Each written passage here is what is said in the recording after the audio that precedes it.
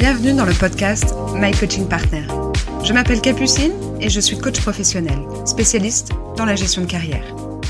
Ici, on parle de carrière, de transition professionnelle, de prise de poste et de retour à l'emploi avec des conseils concrets, de l'inspiration et des clés pour passer à l'action. Si vous cherchez à dynamiser votre parcours professionnel, à naviguer sereinement à travers une transition ou à vous épanouir dans un nouveau rôle, ce podcast est fait pour vous. Bonne écoute! Aujourd'hui, on va parler d'un moment souvent inconfortable, mais stratégique, la recherche d'emploi. Trop souvent, on la subit.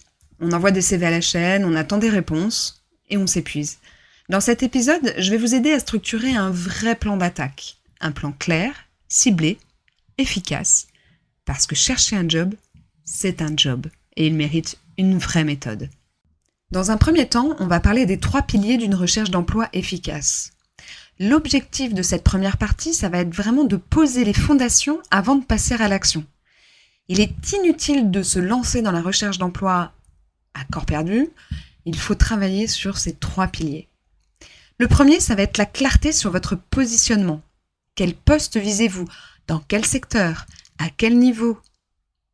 Mais également, qu'est-ce que vous ne voulez plus? Ça fait un certain nombre d'années que vous travaillez et vous êtes capable d'identifier ce que vous voulez et ce que vous ne voulez plus. Mais on va ici venir travailler également sur quelle est votre valeur ajoutée aujourd'hui avec votre expérience. Qu'est-ce que vous avez à offrir à un recruteur et une entreprise? Si vous ne savez pas ce que vous voulez, alors personne ne pourra vous aider à l'obtenir. Le deuxième pilier, ça va être un ciblage stratégique.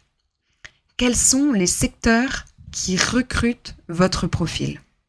C'est primordial de se poser cette question. On est sur une loi très basique de l'offre et de la demande. On va également venir s'interroger sur quelles entreprises vous attirent vraiment. Et enfin, qui sont les bons interlocuteurs à approcher? N+1, N+2, des RH, des chasseurs de tête. Gardez en tête que cibler, ce n'est pas se limiter, c'est concentrer son énergie là où elle a le plus d'impact.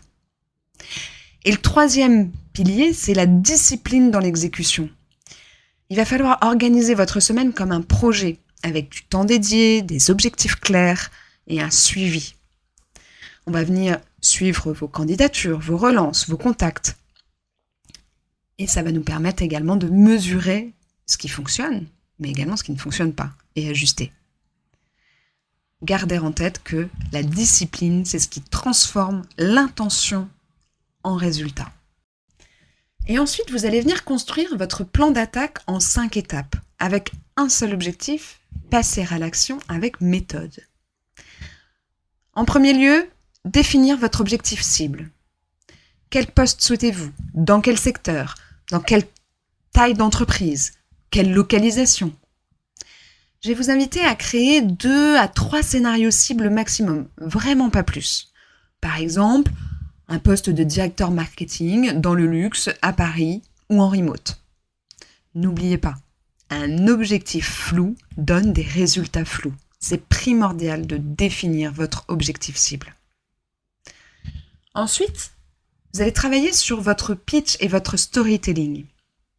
Ce que vous avez envie qu'on retienne de vous en 30 secondes, avec comme fil rouge ce qui relie vos expériences.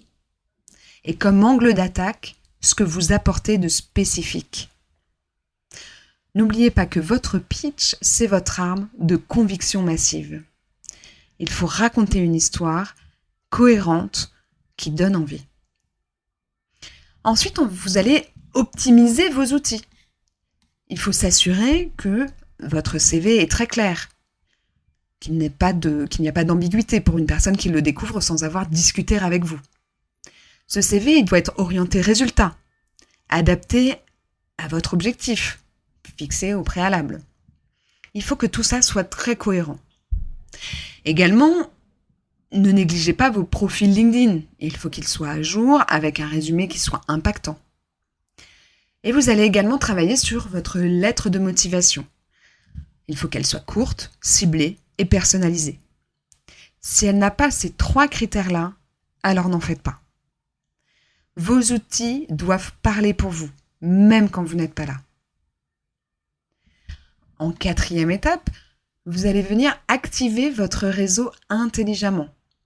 Faites la liste des personnes à contacter, anciens collègues, anciens managers, anciens clients, des mentors.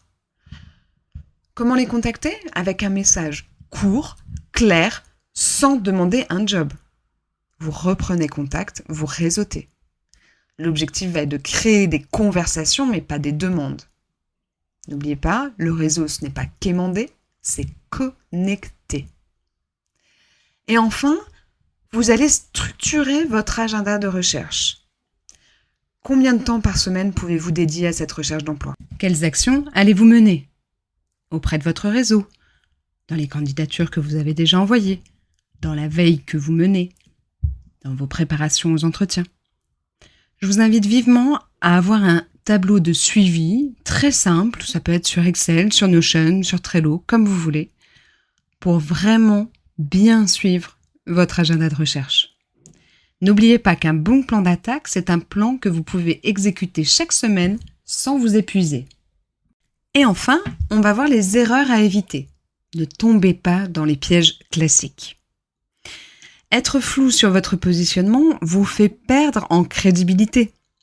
Soyez clair. Il faut que lorsque je consulte ou n'importe quel recruteur consulte votre CV, votre page LinkedIn ou vous écoute pitcher votre parcours, tout cela soit très clair à la fois sur votre carrière et sur ce que vous souhaitez faire.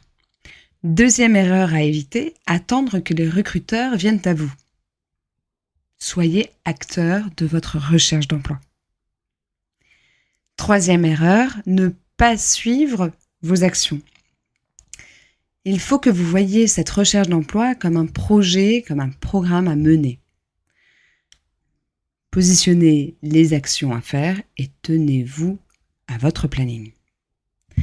Également, je vous invite à ne pas vous décourager trop vite. Déjà, vous allez mettre votre énergie au mauvais endroit et en plus, cela ne va rien vous apporter. N'oubliez pas que la recherche d'emploi, ce n'est pas une course de vitesse, c'est une course de fond bien préparée. Vous l'aurez compris, une recherche d'emploi efficace, ce n'est pas une question de chance, c'est une question de méthode. Si vous construisez votre plan d'attaque avec clarté, ciblage et discipline, vous allez reprendre le pouvoir sur votre trajectoire de carrière. Si vous sentez que vous avez besoin d'aide, n'hésitez pas à me contacter. Nous pouvons envisager un accompagnement en fonction de votre besoin. Et également, à partir de la rentrée de septembre, je vous donne rendez-vous une fois par mois pour analyser et faire un audit de vos CV. N'hésitez pas à me contacter.